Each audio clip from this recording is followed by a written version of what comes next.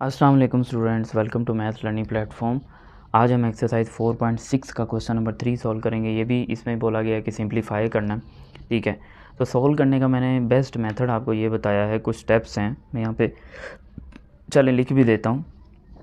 सबसे पहला स्टेप ना इन क्वेश्चन को सॉल्व करते हुए, बेशक इनमें एडिशन का साइन हो, मल्टीप्लिकेशन हो, डिवीजन हो, सब्ट्रैक्शन हो, आपने सबसे पहले ना इनमें फैक्टराइजेशन को देखना है। अब फैक्टराइजेशन जब हम देख रहे होते हैं तो इसके कुछ स्टेप्स होते हैं। इनमें सबसे पहला स्टेप हमने देखना होता है कि कुछ कॉमन आ रहा है। कॉमन लेने के बाद फिर देखना होता है सेकेंडली कोई फार्मूला बन रहा है। तो जब आप ये दोनों काम कर लेंगे ना, कॉमन सबसे पहले देखना होगा, कॉमन आ रहा है तो कॉमन लेंगे, नहीं आ रहा होगा तो वैसे लिख देंगे। फिर उसके बाद कोई फार्मूला बन रहा होगा तो वो फार्मूला बनाएंगे। तो बस ये दो चीज़ें करनी होंगी, तो उसके बाद आपका क्वेश्चन बहुत ज़्यादा सिंपल हो जाएगा, आपको खुद ही पता चल जाएगा कि क्या करना है। तो यही चीज़ों को हम यहाँ पे अप्लाई करते हैं। तो यहाँ पे देखिए a square b square plus 3ab, इधर ए की पावर कितनी है 2, इधर ए की पावर कितनी है 1, तो स्मॉलर पावर 1 है वो कॉमन आ गई।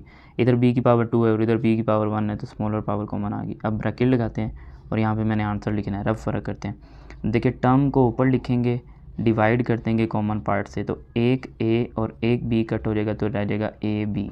तो यहाँ पे फर्स्ट टर्म का आंसर आएगा ए बी।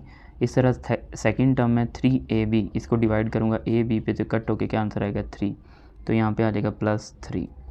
अब यहाँ पे देखिए क्या कुछ कॉमन आ रहा है, नहीं कुछ कॉमन आ रहा, तो कॉमन नहीं आ रहा तो फिर कैसे करेंगे। अब देखिए कॉमन नहीं आ रहा तो कॉमन वाला ऑप्शन कट हो गया, फिर क्या रह गया फार्मूला। देखिए कोई फार्मूला की फॉर्म बन रही है, यस बिल्कुल, ये परफेक्ट स्क्वायर है आपके पास, ये भी परफेक्ट स्क्वायर है, ठीक है। अब यहाँ पे देखिए कॉमन आ रहा है, कुछ कॉमन नहीं आ रहा तो ऐसे लिख देंगे। यहाँ पे देखिए कुछ कॉमन आ रहा है तो कॉमन नहीं आ रहा, ऐसे लिख देंगे, और ना ही कॉमन आ रहा है ना ही फार्मूला बन रहा है। अब आप अगर नेक्स्ट देखेंगे तो इसको कैसे सॉल्व करेंगे, अगर आप गौर से देखें ये कट हो रहे हैं, जैसे मैंने आपको बताया था कि इस तरह पहले चेक करेंगे कटिंग हो रहे हैं, फिर इस तरह से चेक करेंगे, फिर इस तरह ऊपर से नीचे देखेंगे और फिर ऐसे। 4 डिफरेंट मेथड हैं, ये 1 है, ये 2 है, ये 3 है और ये 4 है, यानी ऐसे, फिर इस तरीके से, फिर इस तरीके से और फिर इस तरीके से हम देखेंगे कुछ कैंसिल हो रहा है कि नहीं हो रहा कैंसिल, ठीक है। अच्छा जी, अब ये कैंसिल करने के बाद देखिए रिमेनिंग क्या रह गया। जब हमने कैंसिल कर लिया तो रिमेनिंग देखिए इसमें बच गया ए बी, इधर लगेगा फार्मूला, हमने पढ़ा हुआ है कि फार्मूला, चले मैं पहले लिखता हूँ।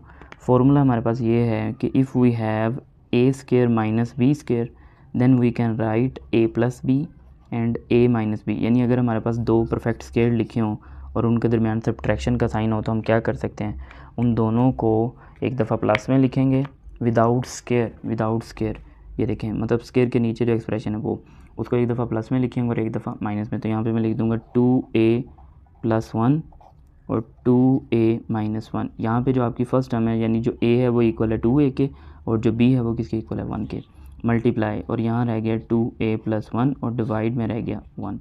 ये देखिए अब ये वाला एक्सप्रेशन भी इसके साथ क्या हो गया, कट हो गया। तो बाकी रिमेनिंग का आंसर आ गया 2b और ab डिवाइड बाय 2a - 1, ठीक है। तो देखें कितना सिंपल सा क्वेश्चन था। तो इसी के साथ ही हमारा आज का लेक्चर यहाँ पे कंप्लीट होता है, ठीक है। एक वीडियो में हम बस एक ही क्वेश्चन को जो है सिंप्लीफाई करेंगे ताकि आपके जो कॉन्सेप्ट्स हैं, जो कन्फ्यूजन हैं, वो अच्छे से क्लियर हो सकें, ठीक है। तो जो चीज़ें, जो कॉन्सेप्ट मैं बता रहा हूँ किस तरह से लेके चलना है क्वेश्चन को, उनको आपने अच्छे से सुनना है। तो नेक्स्ट वीडियो में इंशाल्लाह क्वेश्चन नंबर 4 सॉल्व करेंगे। तब तक के लिए अल्लाह हाफिज़।